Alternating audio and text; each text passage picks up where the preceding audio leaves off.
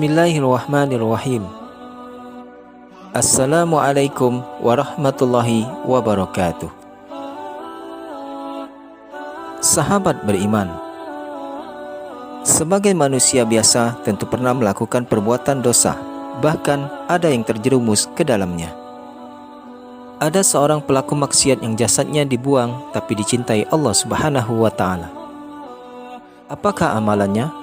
Simak ulasannya dalam video ini dan tonton hingga akhir.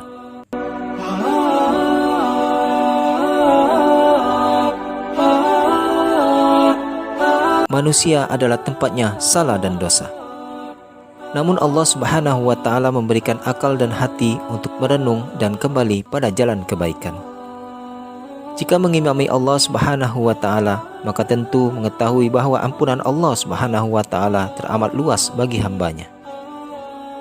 Bahkan ada pelaku-pelaku maksiat yang dicintai Allah Subhanahu wa Ta'ala karena suatu sebab. Ada sebuah kisah di zaman Nabi Musa alaihissalam.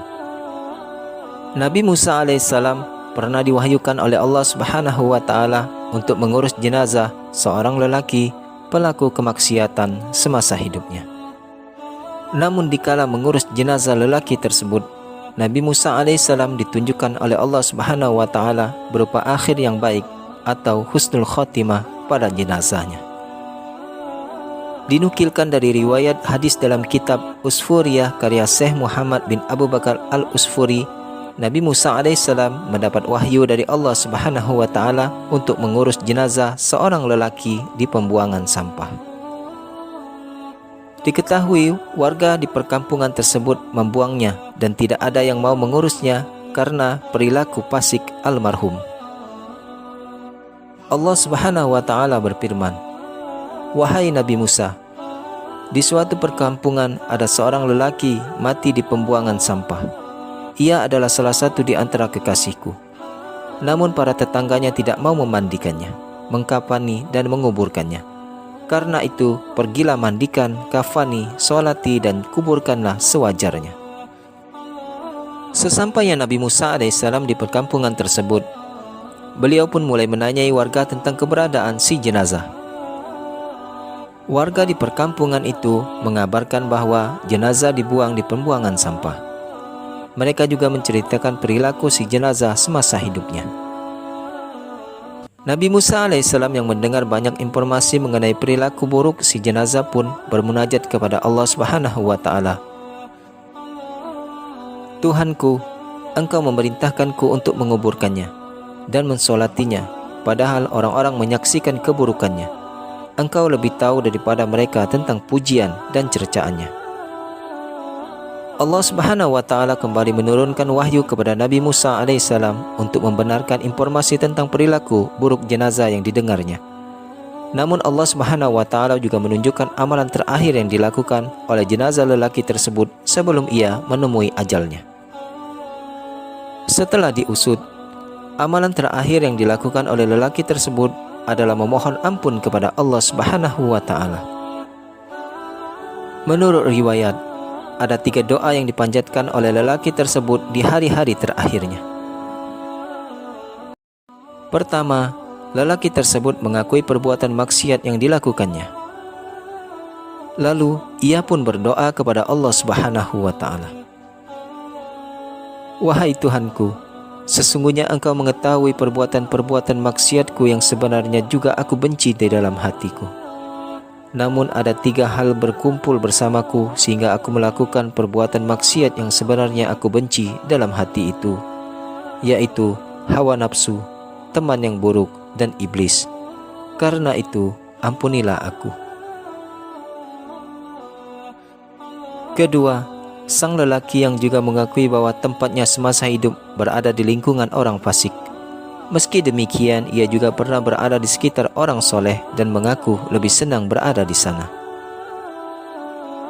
Lalu ia berdoa, "Wahai Tuhanku, Engkau tahu aku melakukan perbuatan maksiat, dan tempatku adalah bersama orang-orang fasik. Akan tetapi, sebenarnya aku juga senang bersama orang soleh dan senang dengan sikap zuhud mereka. Tentu tempat bersama mereka lebih aku senangi daripada bersama orang fasik." hingga doa terakhir yang dipanjatkan lelaki tersebut adalah pernyataan dirinya yang berjanji akan mendahulukan hajat orang yang soleh dibanding orang yang fasik. Di samping itu juga, ia memohon ampunan kepada Allah Subhanahu wa Ta'ala sebagai doa terakhirnya. Wahai Tuhanku, seandainya Engkau memaafkan dan mengampuni dosa-dosaku, para wali dan para nabi akan merasa senang, sedangkan setan-setan musuhku dan musuhmu akan sedih, begitupun sebaliknya. Dan aku pun tahu bahwa kegembiraan para kekasih kepadamu lebih Engkau senangi daripada kegembiraan setan-setan dan pengikutnya. Karena itu, ampunilah dosa-dosaku, ya Allah. Sebagai zat yang maha pengasih dan maha penyayang, Allah Subhanahu wa Ta'ala pun mengampuni dosa-dosa jenazah lelaki tersebut karena amalan terakhir yang dilakukannya. Mengenai hal ini, Rasulullah SAW juga mengabarkan dalam hadis bahwa amalan seseorang dinilai dari akhir hayatnya. Dari Abu Umamah Al-Bahilil disebutkan, artinya, jika Allah Subhanahu wa Ta'ala menginginkan kebaikan kepada seorang hamba, maka Dia akan membuatnya banyak beramal. Beliau ditanya, bagaimana Allah membuatnya banyak beramal? Beliau menjawab, diberinya taufik untuk beramal soleh sebelum mati. Kemudian dia dicabut dalam keadaan seperti itu. Hadis riwayat Ahmad. Di kesempatan lain Allah Subhanahu wa Ta'ala berfirman, dan apabila hamba-hambaku bertanya kepadaku, Muhammad, tentang aku, maka sesungguhnya aku dekat. Aku kabulkan permohonan orang yang berdoa apabila dia berdoa kepadaku. Hendaklah mereka itu memenuhi perintahku dan beriman kepadaku, agar mereka memperoleh kebenaran. Quran Surat Al-Baqarah ayat ke-186. Biasanya manusia mencari Allah Subhanahu wa Ta'ala karena dua hal, yakni karena ingin taubat atau karena mempunyai hajat. Saat seseorang mencari Allah Subhanahu wa Ta'ala, maka Allah Subhanahu wa Ta'ala menenangkannya dan mengatakan bahwa Allah itu dekat. Sama seperti saat ada yang mencari seseorang, lalu orang tersebut mengabarkan jika sudah dekat. Tentu kabar tersebut lebih menenangkan daripada saat kabarnya masih belum jelas. Kalimat selanjutnya dari hadis di atas lebih indah karena Allah Subhanahu wa Ta'ala mengatakan akan mengabulkan permohonan bagi yang berdoa. Oleh karena itu, doakan sesama agar tetap di jalan Allah, dan bagi pendosa janganlah putus asa.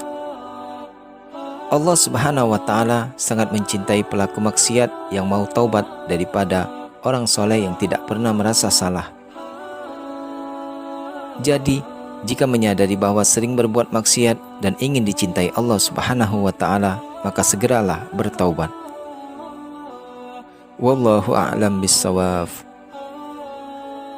Demikianlah pembahasan tentang pelaku maksiat yang dicintai Allah Subhanahu wa Ta'ala. Semoga kita selalu di jalan Allah Subhanahu wa Ta'ala. Amin ya rabbal alamin. Akhiru kalam, wabillahi taufik wal hidayah. Wassalamualaikum warahmatullahi wabarakatuh.